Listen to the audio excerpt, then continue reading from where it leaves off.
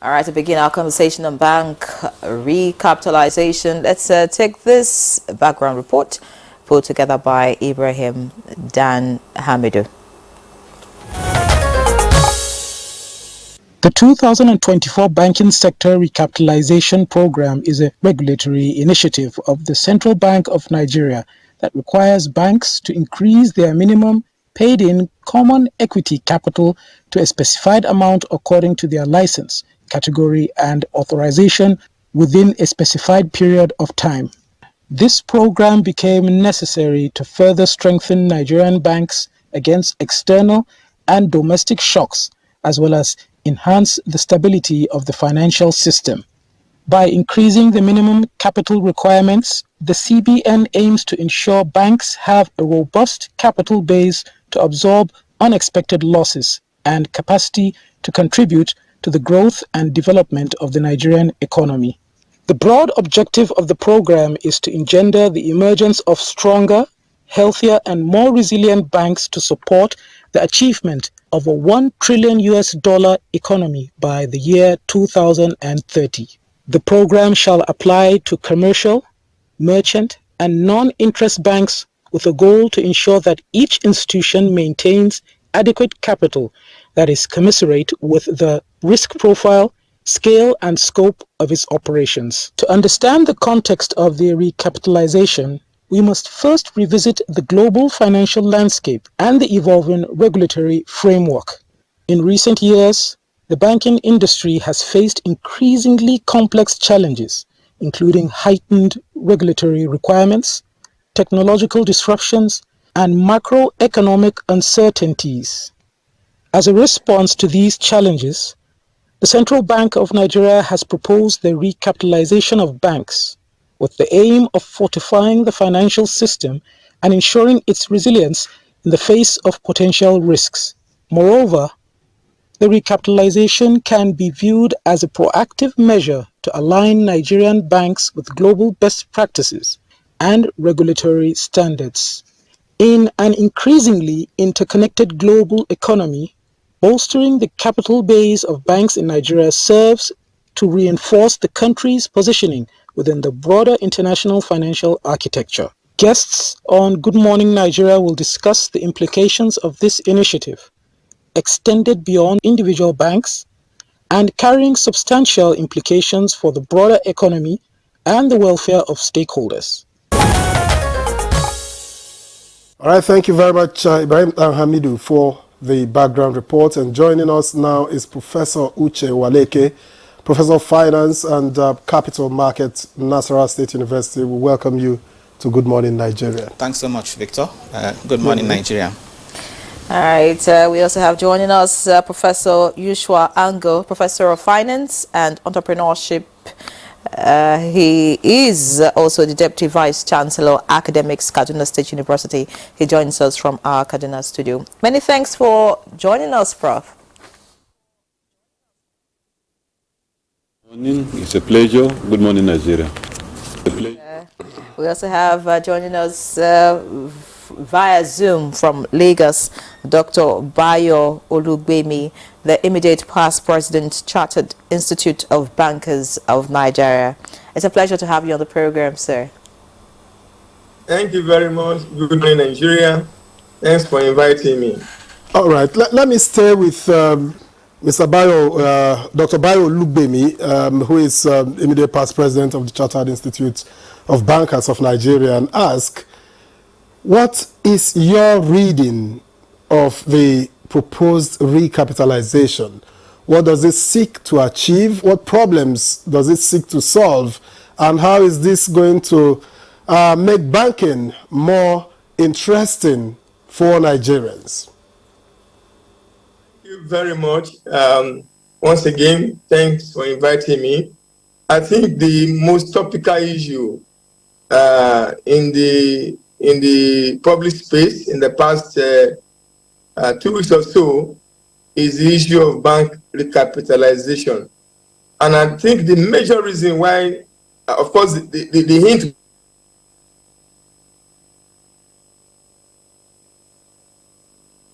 I'm sure would rejoin Dr. Olugbemi right there. I'm sure that connection would get better as the program continues. But let's get back to the studio now. Professor Uche Waleke is right here seated, always very calm, even when he's talking about money. You know. All right, so we're talking about recapitalization. Could you just break it down first and foremost for us? I mean, in terms that, you know, the average man on the street can understand. What does, you know, this bank recapitalization mean? What are the benefits of the program? Thank you. Recapitalization is simply increasing the capital base of banks. In 2004, the capital base of banks used to be 2 billion naira, but it was increased to 25 billion naira. Since then, there hasn't been any regulatory induced increase in the capital base of banks. So now what the central bank is saying is that banks should shore up their capital base. Okay? Capital is the money that belongs to the owners of the business. So when we say capital base of banks, it means the owners of the bank should increase their share in the business. Their investment. Their investment in the business, what they are using to run their business, increase your share. Okay, so that's what recapitalization is saying. So this time the central bank says that there is need to recapitalize because since 2005 a lot has happened. Inflation rate has been on the high side. The naira has lost a lot of value. In 2005 the exchange rate was around 130 naira to the dollar. Today it is 1,300 naira to the dollar. So you can see the level of depreciation that has happened over time. Okay, so the capital that banks are using to do business is no more as strong as it used to be. And some of these banks, especially those of them that have international license, or what central bank calls international authorization, they play abroad. They also need to be strong to be able to compete, okay, abroad and do business abroad.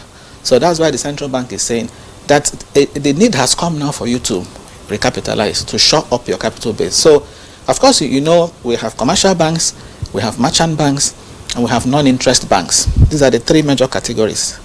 Now, for commercial banks, some of them have international license. Central bank says you need to take it up to 500 billion naira.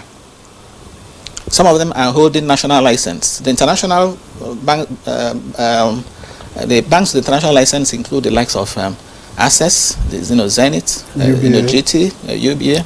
Okay, so they are expected to move up to 500 billion. Now, there are also those with national license. These ones are expected to do up to 200 billion. Okay, the likes of Wema Bank, the likes of Sterling Bank, okay, they are holding national license. Union Bank, okay, national license. And then you also have the ones that are holding regional license.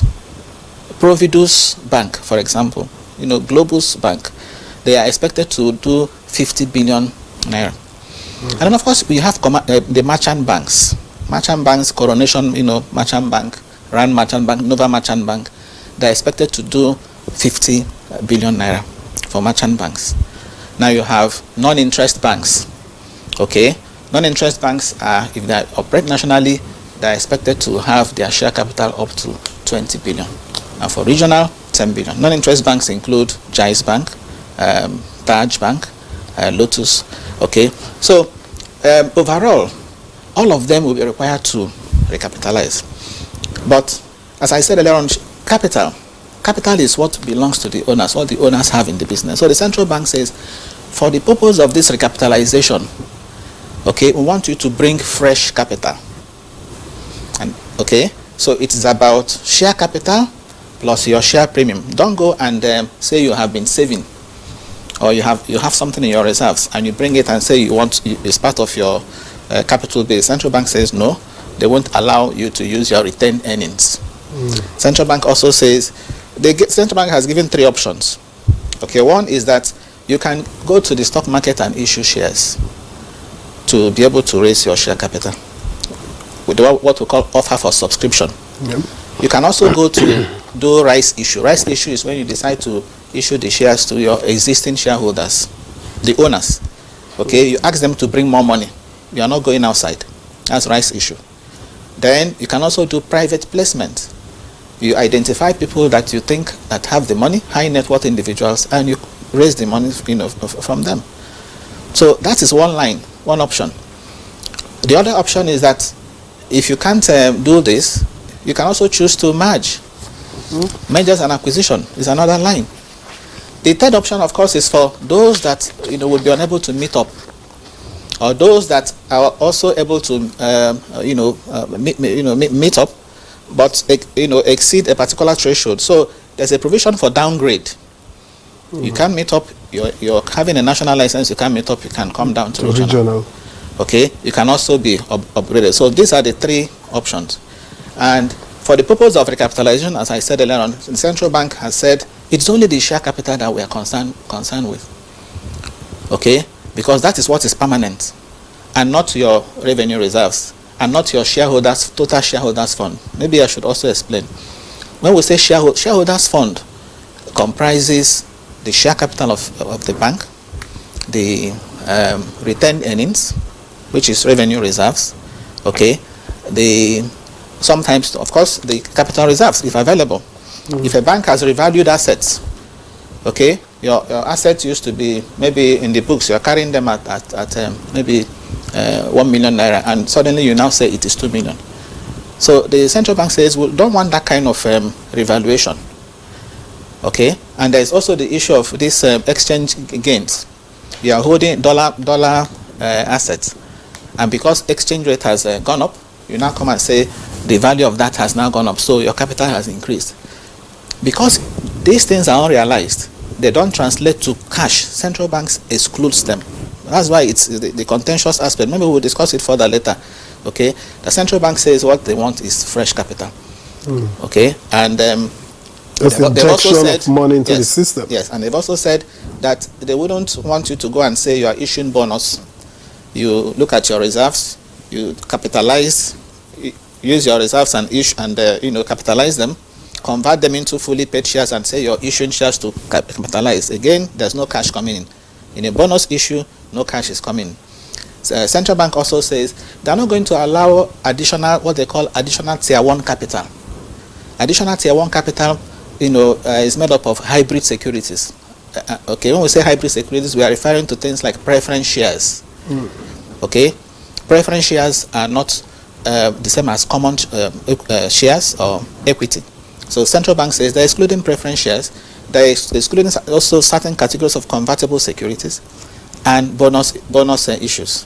So it's only share capital and share premium that they want to allow. Now, what is share premium? Share premium is when you issue shares above the par value of your share.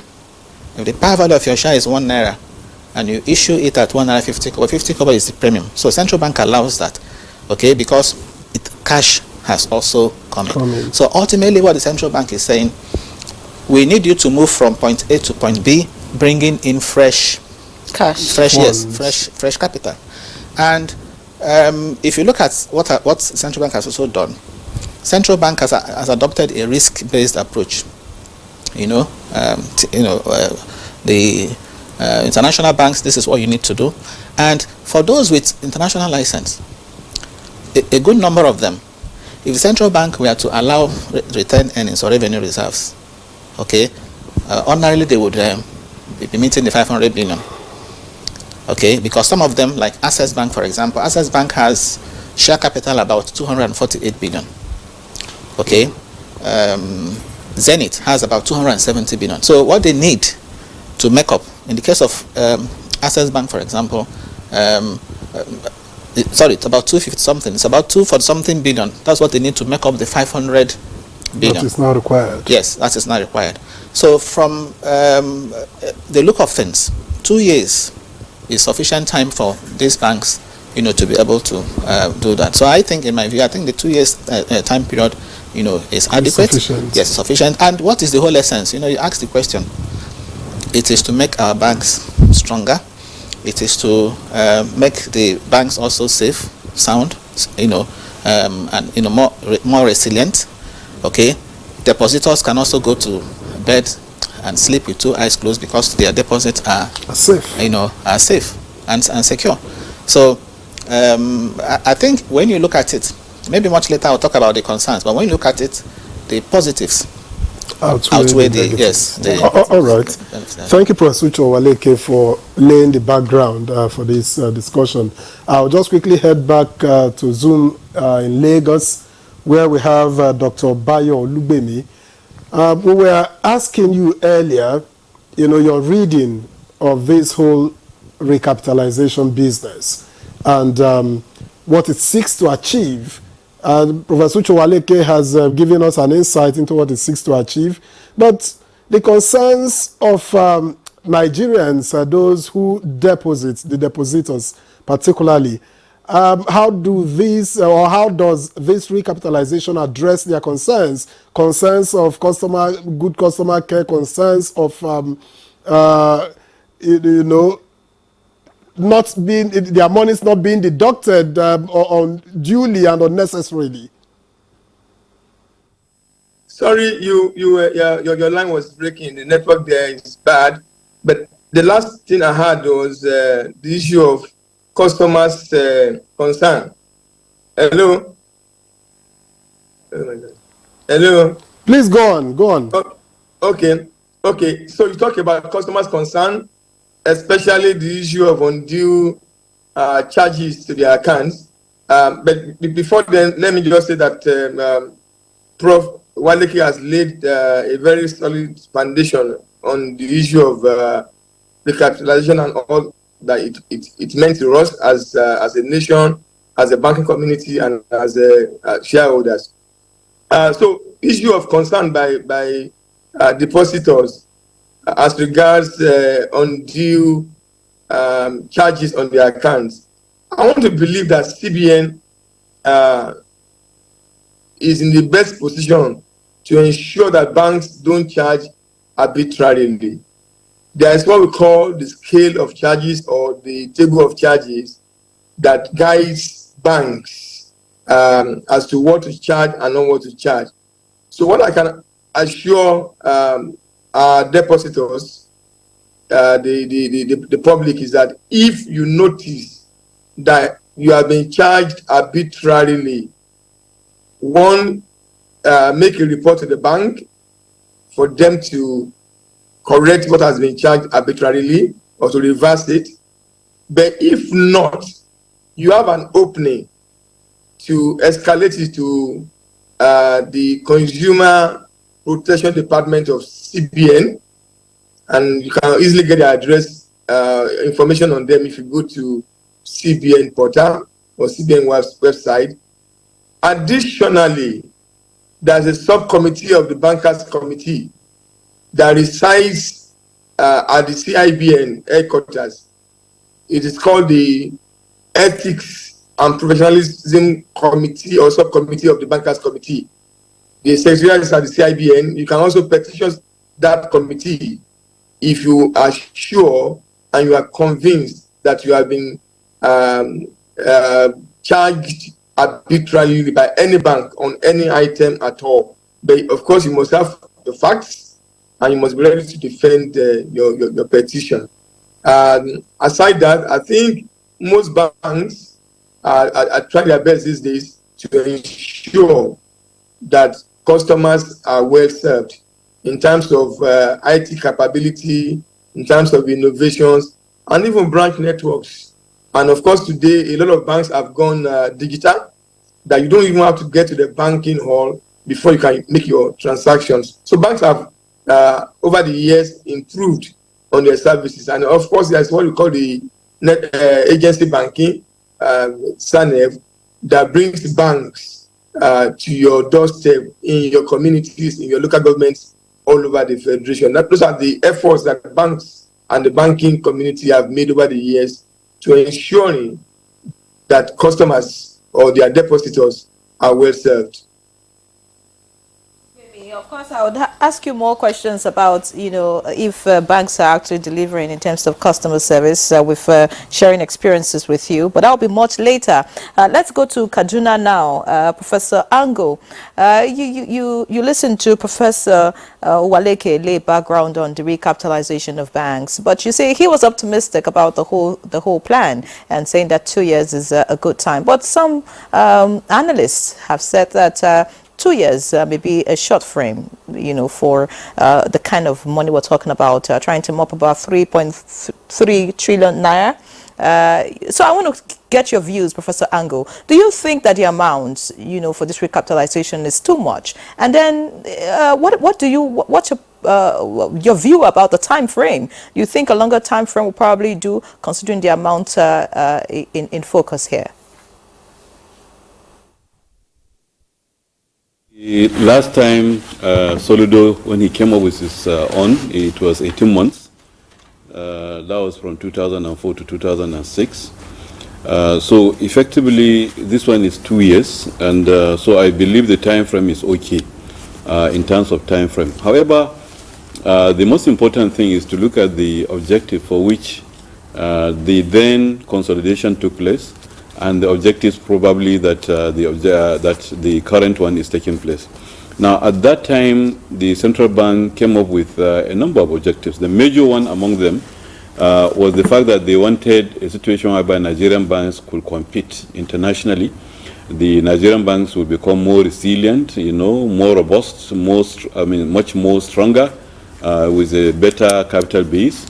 And they wanted, among other things, to ensure that Nigerian banks rank among the biggest banks in Africa, and then become global players, among many other reasons for the consolidation. Now, when you put that side by side with the current objective, which were clear, the current objective is that, one, there is a national objective whereby we want to grow the Nigerian economy to at least $1 trillion to become a $1 trillion economy. That is in terms of GDP, and then of course at the same time to do as the other one anticipated, to increase the strength of the banks, their ability to become more secure. Depositors' money to be more secure and all that. Now, having said all this, the time frame, like I said, is okay. However, in terms of quantum of money that is being expected to be generated, 500 billion, for example, for the international banks, that's the banks with international authorization, and then all the others down the line, is not huge compared to the value of the naira today. Because again, you have to put everything side by side with the value of the currency at the moment. So in that regard, sincerely, it's not much. However, there are many concerns, and like Professor Awaleke said, I think some of those concerns need to be looked at, because among other things, we are afraid, we are concerned that are we likely going to achieve some of these objectives? One, we want to make the Nigerian economy a $1 trillion economy by 2030. That is just 6 years down the line.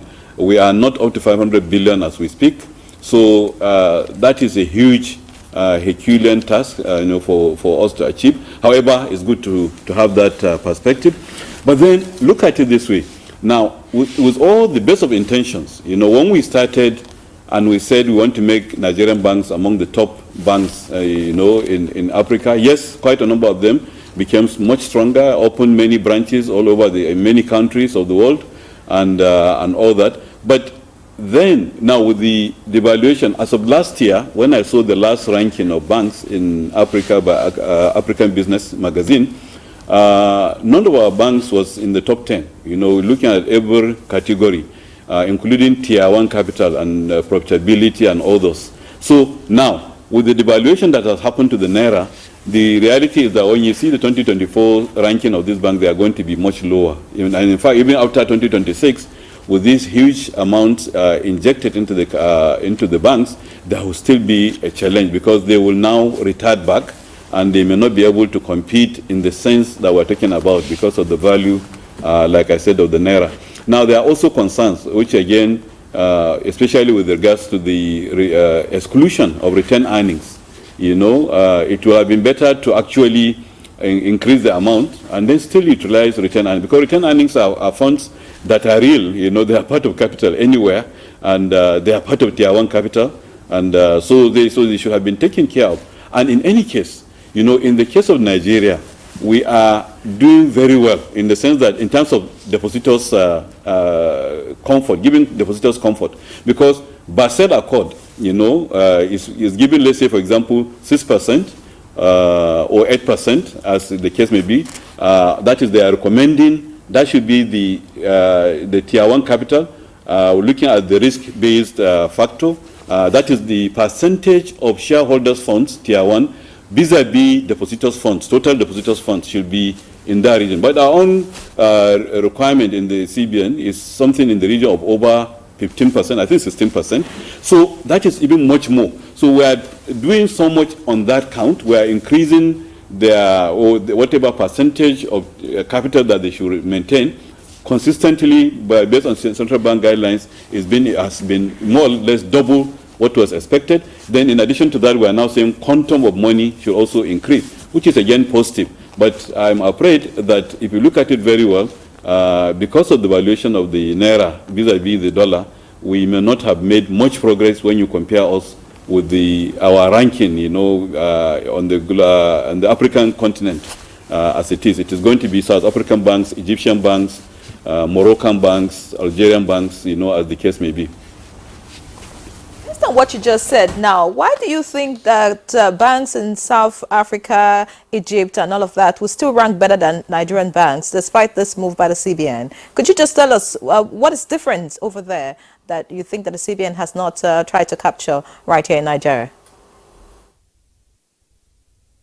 The difference is basically that they are stronger in terms of their currencies are stronger. They have been very stable. When we came up with our 2004, 2005 consolidation, we are actually trying to copy them. They were much stronger banks, and we wanted to now move in and have much stronger banks, as the case may be.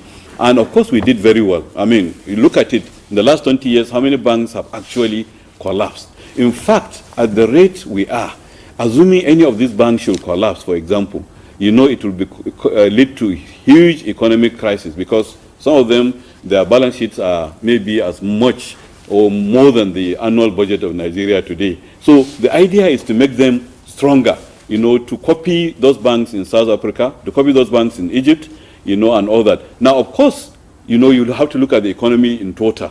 The economy as it is in total, you look at the exchange rate, you look at other things. Their own exchange rates are more stable, over time. So naturally, they have grown and they have stabilized and they have accumulated so much. Some of those banks, have asset base, shareholder fund in billions of dollars already. So ours, even with this increase, is not likely to reach anything near that. So especially when you're excluding retained earnings, which is, to me, a legitimate Tier 1 capital that should have been included and all that. So, but it will take time, and so long as everybody is not stable, everybody is also improving, everybody is moving on, everybody is improving their own resources, we have a lot to do this. There are many other concerns also. If care is not taken, some bad money can come in, because in these 2 years, anything can happen. There may be hidden money, bad monies hidden somewhere. They will have ways of coming into the economy. In addition to the fact that if care is not taken,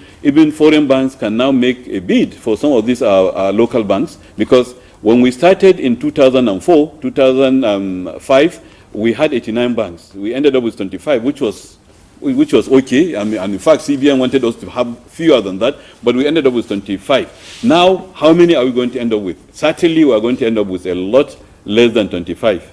A lot less than 25, because even those banks with international authorization, 5 of them, they have to do very well, to actually do that. They will want to merge, like has been stated, with others. Now, the others have a better, easier hurdle to cross. So will they now be amenable?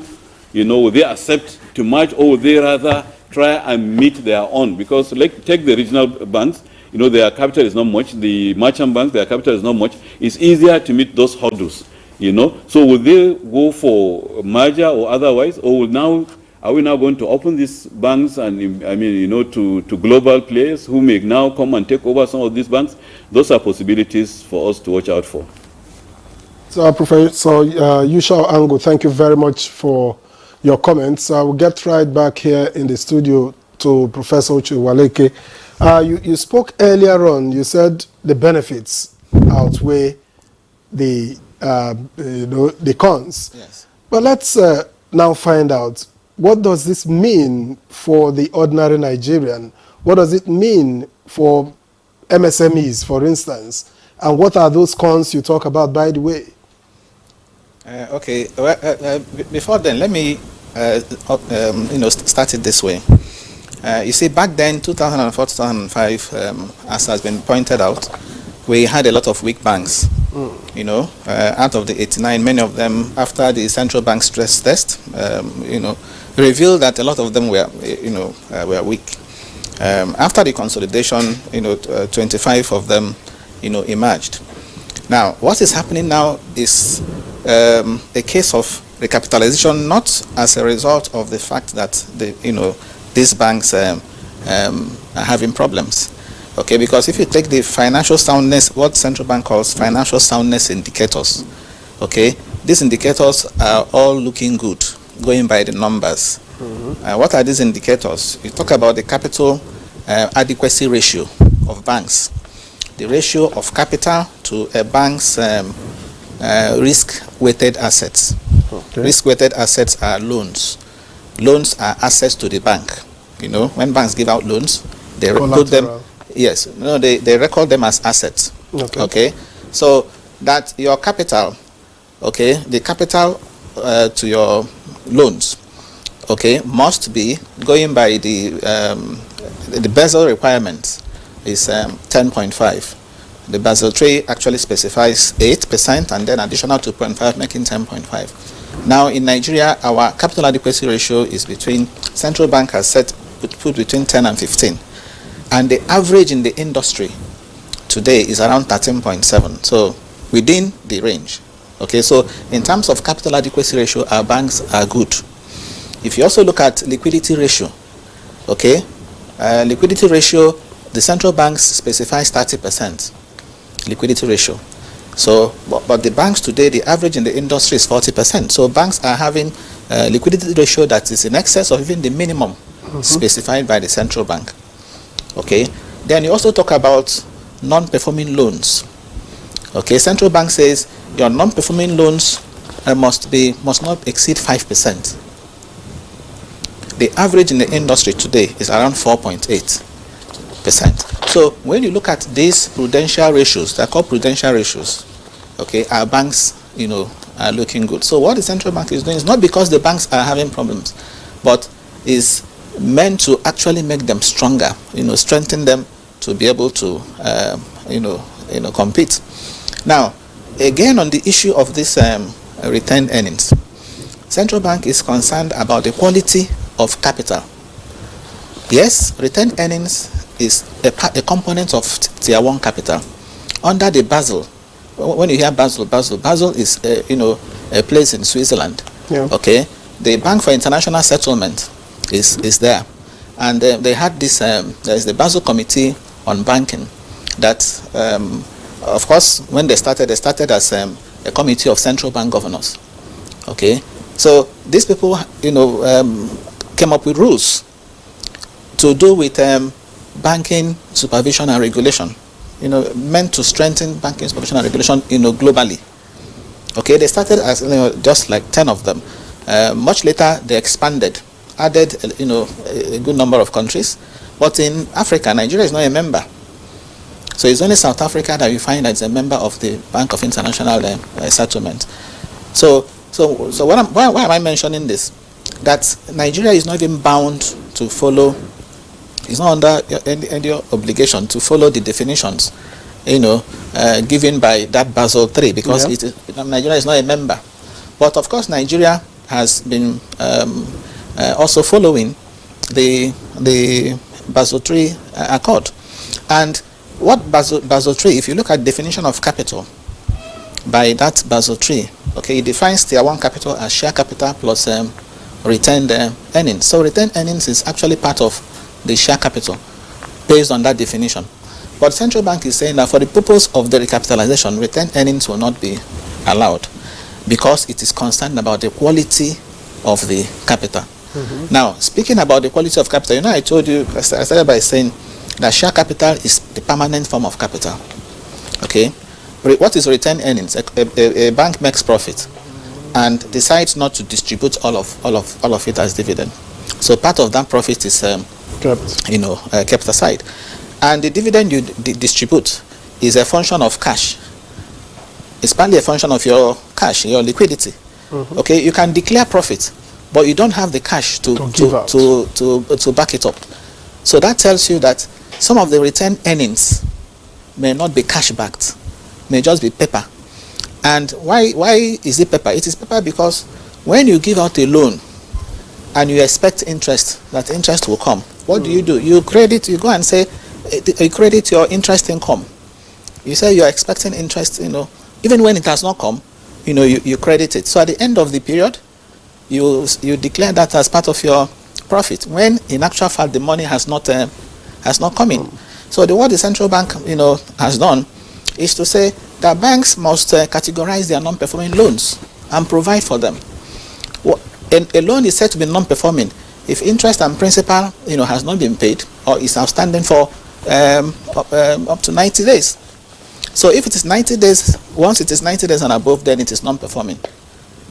Okay, so if you have between 90 days, if interest and principal, if they are outstanding for between 90 days and 180 days, the central bank says, regard such as substandard. That loan is substandard, and provide for it 10%. In other words, go to your income, take out 10% of your income. Okay, if the loan is outstanding for between 180 and 360 days, regard it as doubtful. Provide 50%. Okay, when a principal and interest, if they are outstanding for more than 360 days, regard that loan as lost. Provide 100%. In other words, if you have lent out 1 million naira and it has not come, both interest and principal and interest, have not come for over 1 year, see that as lost. What do you do with that 1 million? Go to your books, hit your capital. So that 1 million will go and wipe off your capital. I don't know whether you're getting what I'm saying. Yes. So in 2020 and over the years, particularly 2021, central bank came up with what they call a forbearance. Forbearance is I want to refrain from enforcing that provision that says if money doesn't come after 1 year, go and use it to wipe off your capital. So central bank allowed banks to be carrying it because of COVID, and said go and renegotiate with those who are owing you, with your debtors. I will allow you. Don't remove your capital any longer. So that way, banks' retained earnings was growing. But from what I've described now, you know that their retained earning is not there. There's no cash because no money has come in. So the fact that central banks was giving forbearance, was also enabling the banks to build retained earnings. So if you allow them to include those retained earnings as part of their capital, it means they are including things that are not tangible. Tangible, that's the word. They're not tangible, they're just paper. So that's why central bank says, what we want is fresh capital. If we say you want to increase, bring fresh capital. Don't tell us, don't do any paper. Paper adjustments. Prof, I think I'll let you pause at that point. Yes, I've not answered this question. But he hasn't responded to my question. Go ahead. Yes. Your question, you were asking about the... Yeah, what are those challenges that you see with this whole process? Well, the first is, the central bank has said the bank should come up with their implementation plan, within 30 days, should submit their plan, for recapitalization in 30 days. So in my view, I think that period is short. Okay, they should allow banks, a lot more time to do that. First, than 2 years? No, 30 days. Okay. They should submit their implementation plan. The plan For they the have. recapitalization They have given them 3 options. Either this or this. Submit your plan. So I think they should allow them a lot more time to do that, because first, for you to adjust your capital, you need the shareholders' consent. Companies and Allied Matters Act 2020 says you need to have the consent of the shareholders. And to have the consent of the shareholders, you need to call a annual general meeting or extraordinary general meeting. And to be able to call any of such meetings, you need to serve notice, at least 21 days notice to the shareholders to get them. That's the point I'm making. So they should allow them, a lot more time to be able to, do that. Now, people have also talked about the issue of, the timing. They talk about the fact that inflation rate is high. Okay, high inflation rate, because when you ask banks to recapitalize, okay, what you have done is that you're also asking them to increase their ability to give out loans. I told you about capital adequacy ratio as 10%. If capital adequacy ratio is 10%, and you ask banks to go and raise 3 trillion, assuming it is 3 trillion capital, the loan they can make now you have increased it to 30 trillion. That's what it means, because 3 over 30 is 10%. Because you must maintain the capital adequacy ratio. So if they are going to get 3 trillion, it means they can now do loans worth 30 trillion. So more money in the system. And the central bank is saying it wants to mop money. Okay, to reduce inflation. So some are saying yes, but the central bank has said that they also took that into consideration. That's also why they're giving 2 years, because they think that before then inflation rate will have will have come down. Okay, then there is also this issue of whether the stock market will be able to provide the funds, has the capacity to provide the funds, because the central bank has said banks should go to the stock market to raise these funds. Does the market have the capacity? That has been the question. Okay, maybe I'll come to that later. My quick answer to that is yes. Okay, before the end of this program, if you permit me, I will also tell you why I'm saying the stock market has the ability to provide these funds. And then finally, there's also this issue when you ask banks to increase capital. What about the shareholders? Okay, what is going to be their fate? Because once that happens, earnings per share will drop, dividend per share will drop, for the shareholders. Because if you widen the share capital, okay, the earnings now will be divided. You are divided by more people. So those things will drop. And for shareholders too that have some maybe significant interest, about 5%, of course you are going to dilute, the control they have. Okay, but the point is, when banks increase their capital, the earnings will not remain static. You are increasing capital because you want to also use that for expansion. You want to use that to grow your earnings. So as your earnings are growing, the earnings per share, is also likely to grow. So the argument that it will reduce earnings per share, reduce dividend per share, is on the assumption that earnings will be static. But that's not. That's actually not the case. All right. Many thanks, Professor Waleke. Great explanation there, I must say. Thank you once again. Let's quickly head to Lagos now. Dr. Bayo Olubimi has been listening to the conversation. I would like him to respond to Professor Ango and also to Professor Waleke. But as regards what Professor Ango said earlier, I want to get your reactions. He mentioned that this recapitalization will bring bad monies into the system. We talked about global players also coming in, which may not likely be good. And then he also said that despite the recapitalization, the Nigerian banks will still not be able to compete with other banks, even on the African continent. Could you speak to some of these issues raised and then some of the comments made by Professor Waleke here in the studio? Professor Anger and Professor Waleke.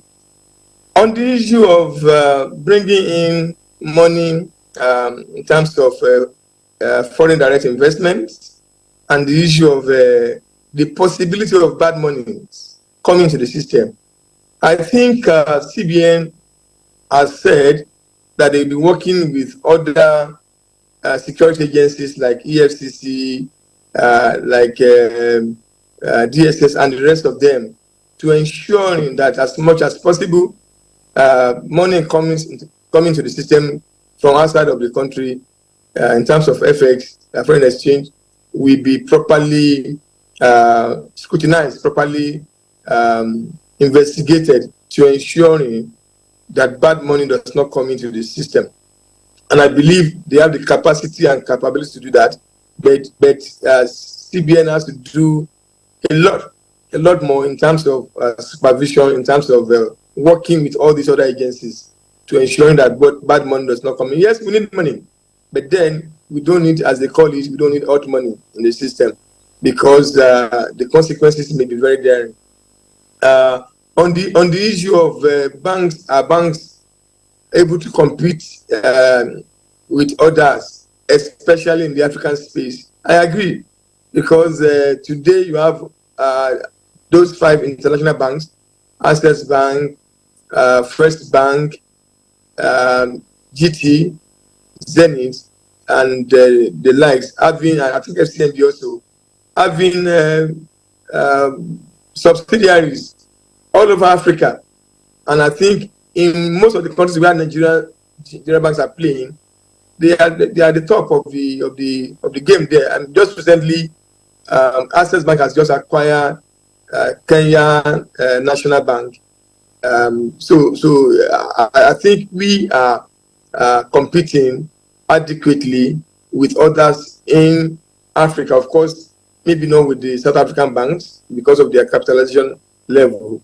Just like as Prof said, the issue of Naira exchange, because the other economies like South Africa, Egypt, I think Morocco, they have a stronger economy, much more than ourselves. But that notwithstanding, I am not totally against the issue of recapitalization. I am not against it. I'm for it. For the 2 years period that has been set. But Prof, Owaleke talked about the timing for the implementation agenda to be submitted. And I agree with him totally that 30 days is so short. A lot of banks will be having their AGMs maybe around June, July, August. I believe the CBN should give them enough time to go to their shareholders to give them approval as to what the combination of whether to do rights issue, a public offering, mergers and acquisition, and the rest of them. So there should be more time for them to be able to come up with an agenda that will be suitable. However, I have an issue, just like Professor Angus said, I have an issue with total exclusion of shareholders of retained earnings or capital reserves from the capital base. And I will give you just one poster. And let me ask a question. Maybe Professor Owaleke will be able to answer that question. Assuming these banks or any of these banks had come up last year based on financial of 1-to-1 or 1-to-2, that's scrip or bonus issue, and thereby capitalizing the reserves. If they had done that, would CBN have reversed it? So to me, I think I would take the line of Professor Angus that what the CBN should have done, because you can't say you exclude capital reserves or retained earnings from bank's capital. What they should have done is maybe look at what are the reserves of these various banks, what are the impairments, just like Professor Owaleke has said, the issue of forbearance and whatever. What is the level of the amount that has been affected? For example, if Bank A has a capital reserve of 100 billion, and the issue of non-performing loan is like 60 million, you can exclude 60 billion and allow them to bring in their 40 billion. I mean, we should not just use an easy way out to say, hey, 100% we are excluding. I don't think that is right. And I believe in the next 2 years, there may be a reconsideration, because I mean, I agree the issue of FX revaluation, of course, that should be totally excluded, because FX can go, I mean, the rate is coming down now. So if that has been put in place, has been recognized by the banks, of course, it should be excluded. But aside from that, the ones that are pure, not affecting, not affected by revaluation of FX or revaluation of assets should not be excluded from share capital. But you know, I'd like to find out from you. You said you were in for the recapitalization and you support it fully. But do you think that for those who work in banks, so you know, this would affect their jobs? Do you think they would be in support of something like this? Because I mean, the economy is, of course, this is to boost the economy. Yes, of course, make the banks stronger and of course help our economy. Will it also have an effect in terms of job losses, negative effect? And, you know, if you want to speak to that. Because if the banks are going to be merging, of course, some staff would have to go down. And then if the smaller, or if banks that have, you know, say a lot of staff are you know, going to be taken over completely, of course you don't expect the staff to remain with the new bank. That's another point. And then of course bigger banks, stronger banks, they want to use more technology. Of course more people still need to go. So I mean, let's look at this. In every situation, as also a spiritual person, there are bad times and there are good times, and things cannot go on 100% smoothly all the time. But that said, it's a two-edged sword. It's a two-edged sword. If the banks are able to, bringing in more money, we actually boost the ability for banks to create more money. Money brings more money. So if the banks are able to meet the capital requirement, it can actually be a booster for them to even want to expand more and want to bring in more staff. But like you said, the downside of it is that the banks that are unable to meet this capitalization may either reduce or come down to, for example, if you're a national bank before, you can come down to regional bank. Definitely it will affect the staffs. Some people have the staff, some people may have to be asked to go. But let's also look at the other side. If it is the other way around, of course, the banks may have to bring in more staff. So that said, in every situation, there can be the bad side and the good side.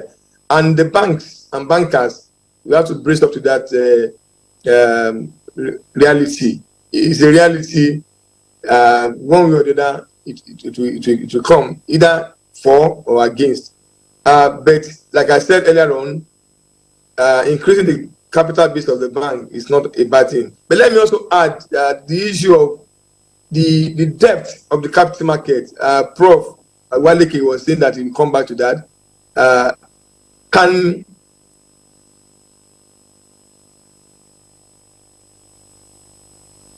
We'll take a break. Hopefully when we come back, Dr. Olugbemi will be able to complete his thoughts as regards that question. Good Morning Nigeria continues. Don't touch it.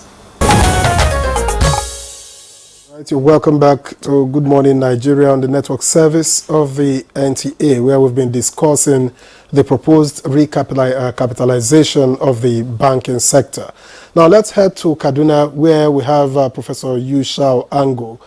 Prof, I just want to find out, you know, Nigerian banks are said to be groaning under the weight of this new recapitalization demands. Some banks may yet have to go because of it, yet Nigeria still falls short when it is compared to some other parts of even Africa, before we talk about other parts of the world. And so how can sustainability of this kind of process you know, be ensured? How can oversight also be done in such a manner that we can keep it going?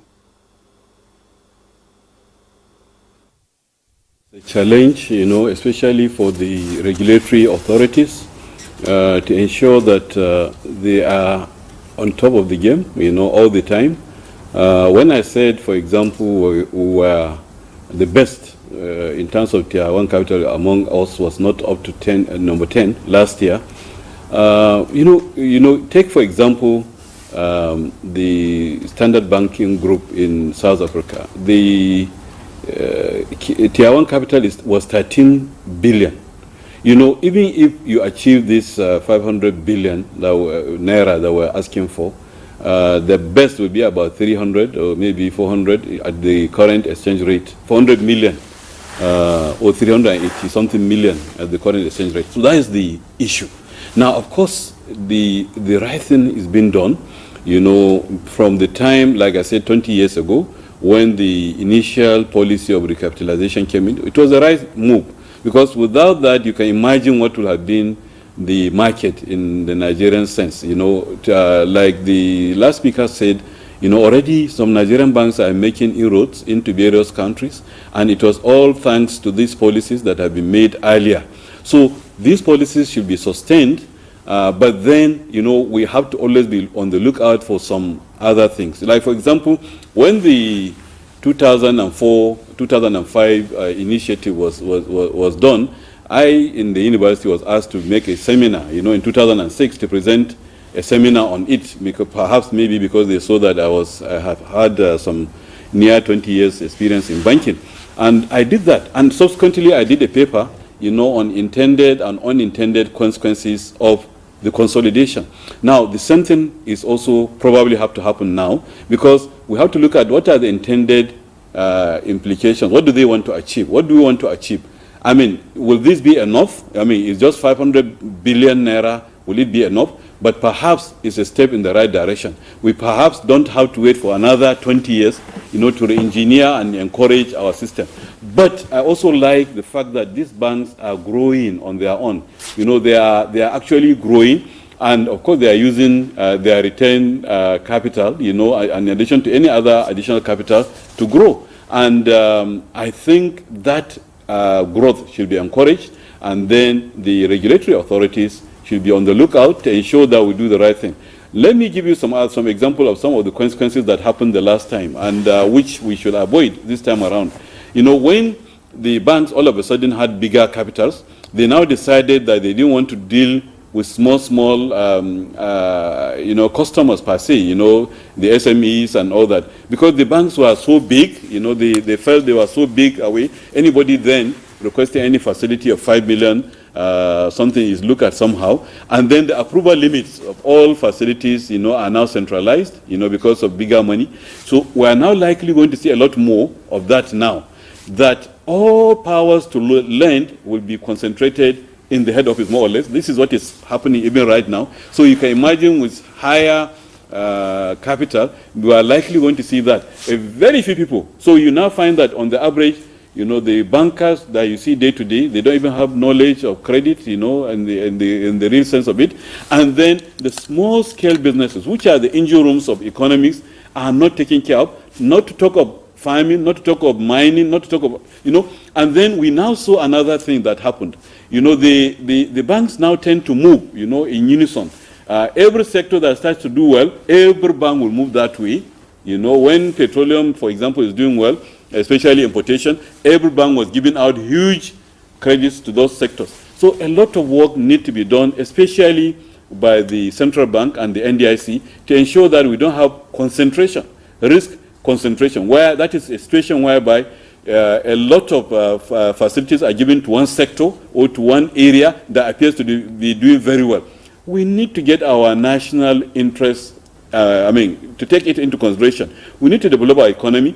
Now with the African Free Trade, the African Trade, AFCTA, African Free Trade Association that we have entered, there are opportunities for export to African countries. Let us cash on it. Let us boost our economy. Let us use it to boost our economy. Again, another consequence that happened with the last time, consolidation, was that at a point, banks decided to say, okay, we'll not accept credit. We'll not accept securities, that is landed property, given out as collateral, to secure loan, only except if it comes from Lagos, Abuja, and Port Harcourt.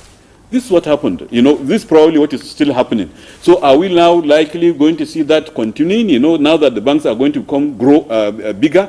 I mean, all the monies of this country are mopped up and taken to one place, Now, money from Kaduna, from Lagos, from Calabar, from everywhere moves into Lagos, for example. Then the decision to lend is in Lagos. And then loans are given only to companies within Lagos, within Port Harcourt, within Abuja, or businesses within Lagos, within Port Harcourt, within Abuja. What happens to the rest of the country?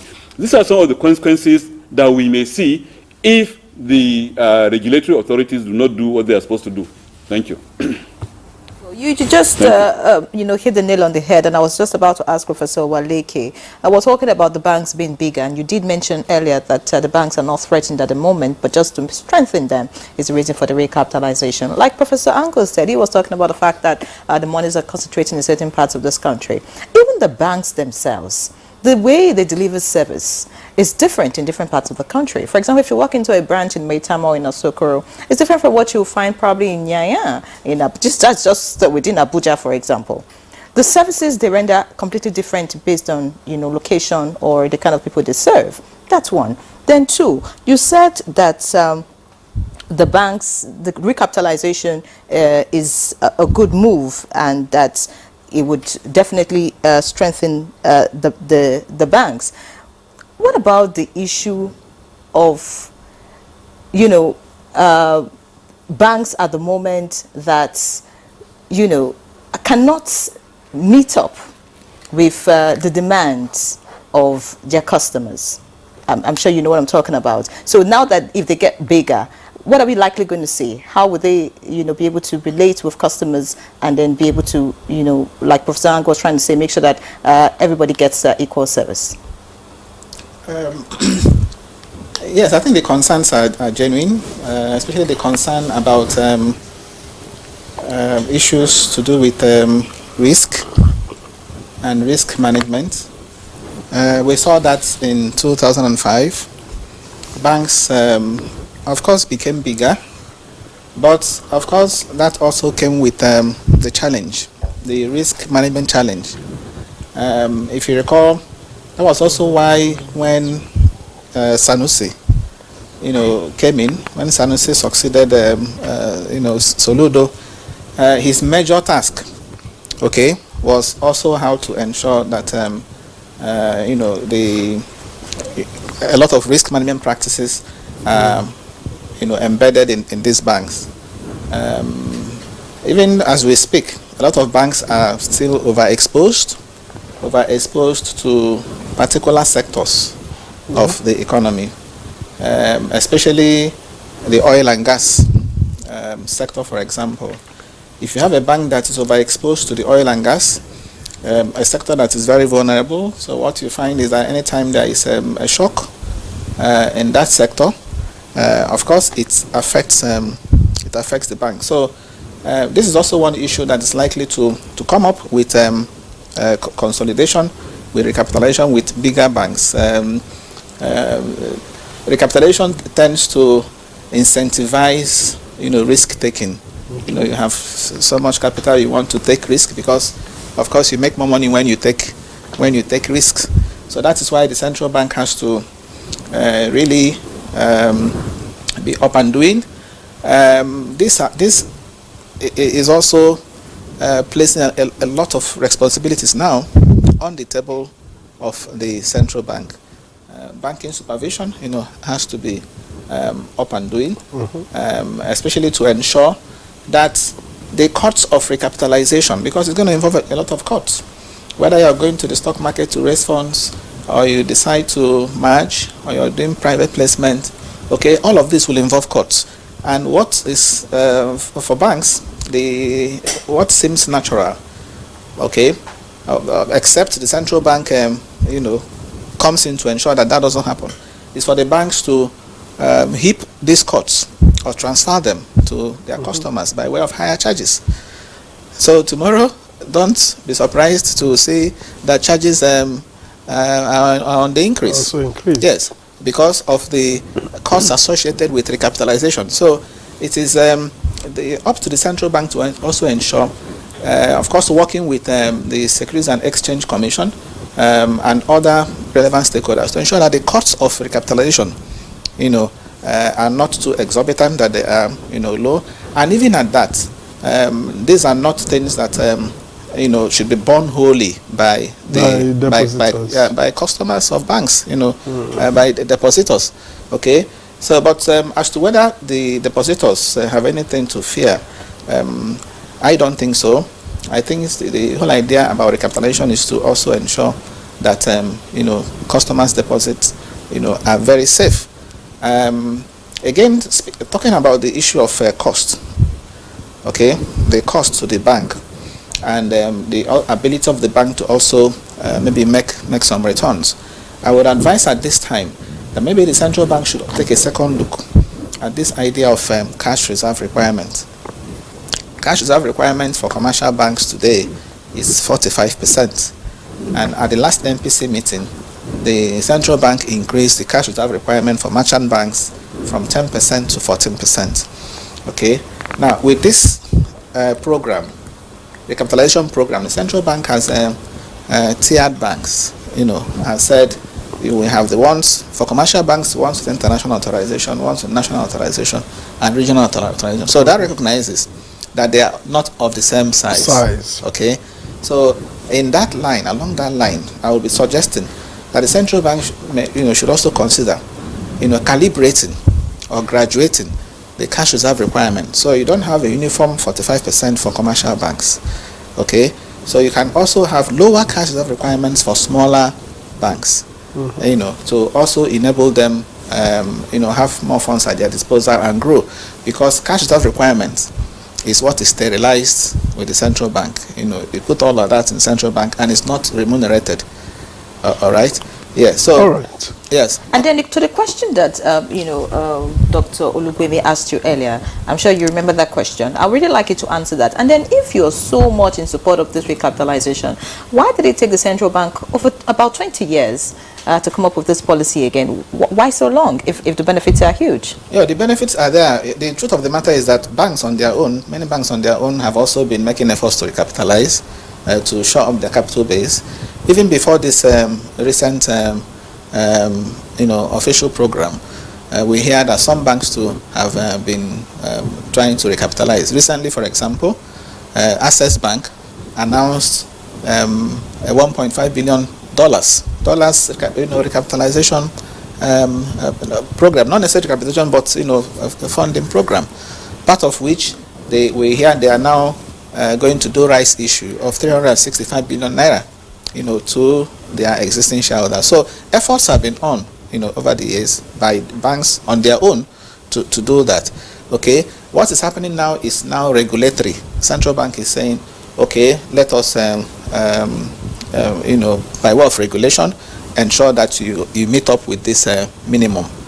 Okay, so that's what is happening. The question that Dr. Bayo asked, I think the first one, he was about asking the second one when the first one was, what if a bank has done bonus issue?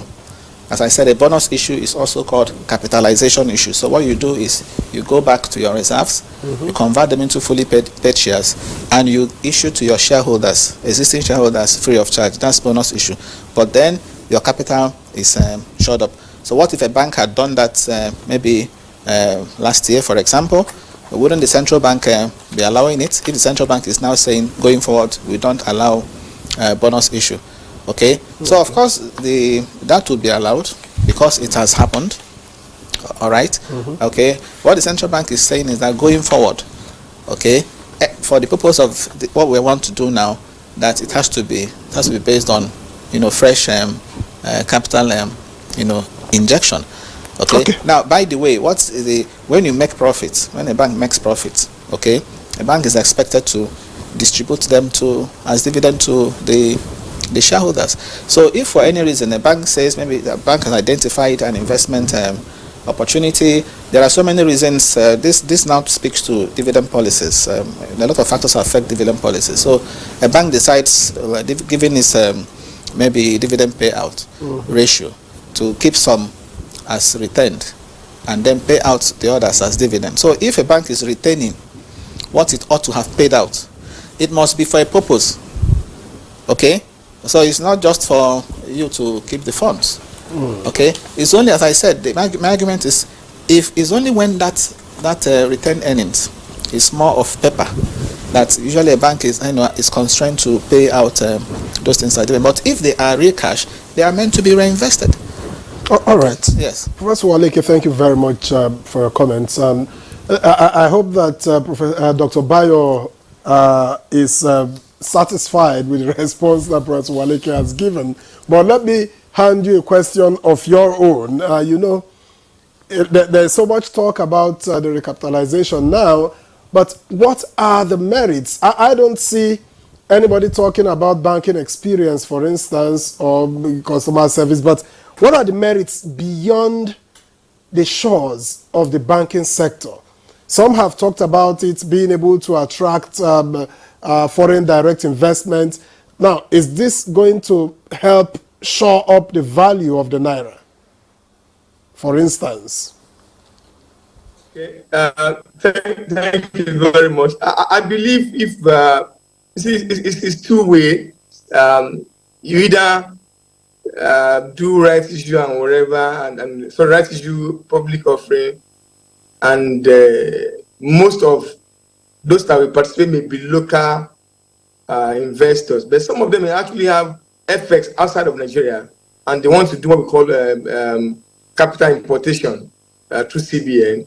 So definitely, like I said, the capital market as it is today may not very deep enough to absorb a 2.61 trillion naira capitalization efforts. So definitely there will be a lot of foreign direct investment in terms of foreign exchange, dollar, or whatever that will come in. And I think if that happens, of course, in a way, it will shore up our foreign reserves, and it may also affect the value of the naira. But much more than that, if I may veer a little bit away from that, it is not FDI alone that will shore up your or our foreign reserves. In the long run, it is what you do, diversity of the economy, from just petroleum and whatever to other areas. Manufacturing is very important. Manufacturing for exports and other initiatives, increase in our agricultural value chain, so that you can export your not just only manufactured goods, but also some of your products, cocoa and rice. And of course, I think we should also do more of processing our products before they are exported. That will bring us much more foreign exchange in the longer term, or in the long run. Not just putting our reliance on foreign direct investment. Somebody has said before, and I believe that nobody will help you to grow your economy. It has to be done by you. Thank you.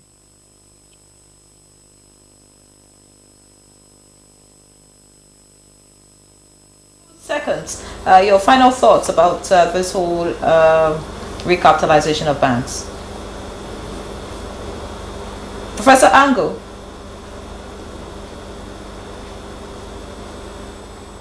I couldn't hear you for a moment. My thought is, I think this is the right thing to do. We need to recapitalize. We are moving and we are making progress, but I will want a situation whereby we use the greater strength that these banks are going to get. The muscle should be used in such a way that as to develop the economy. The overall strategy or intention of government is to grow the economy into a $1 trillion economy, and that we can do by supporting local small-scale industries and SMEs, and especially agriculture. We have to be able to support agriculture, from what it is, into processing, into exports of refined agricultural products and processed agricultural products. We have to use our financial institutions, to support this kind of process. Our institutions should not just go, or our banks should not just support, the easy way out, go only for the easy way out, trying to do or to maximize their profit just simply by taking things or doing things with sectors that appear to be doing very well. We have to support the economy. We're a growing economy. We're growing in population terms, so we need to grow the economy very well, and by supporting the real sectors of the economy. And I hope this recapitalization will support such initiatives. 10 seconds. You want to say something? Yeah, thank you. Just to say that the program is going to be positive for the Nigerian economy. I'm particularly excited because of the fact that it will help boost the stock market in particular. People often compare us with South Africa. In South Africa, the equities market alone is $1 trillion. In South Africa, about 300% of their GDP. In Nigeria, here it's just less than 20%. So it's going to help boost the market cap of the stock market, particularly the banking stocks, and of course market operators, issuing houses, stockbrokers, registrars. There'll be a whole lot of activity going on. All right. That's your sector. That's why you're excited about it. We have run out of time completely. Thank you. So Professor Uche Waleke, Professor of Finance and Capital Market, National State University, we thank you very much for your time and thoughts. All right, we also thank Professor Yushao Ango, Professor of Finance and Entrepreneurship and Deputy Vice Chancellor Academics at the Kaduna State University. We thank you for joining us from Kaduna. Thank you very much. And finally, via Lagos, via Zoom, we had Dr. Bayo Olugbemi, immediate past President, Chartered Institute of Bankers of Nigeria. Thank you very much for taking out time to be with us this morning. Thank you. All right, so that's Good Morning Nigeria today. Many thanks for watching. Remain tuned to the NTA. I'm Ian Ray John. Okay, and Victor Azo, thank you very much for joining us. Tomorrow is another day. Let's see you again.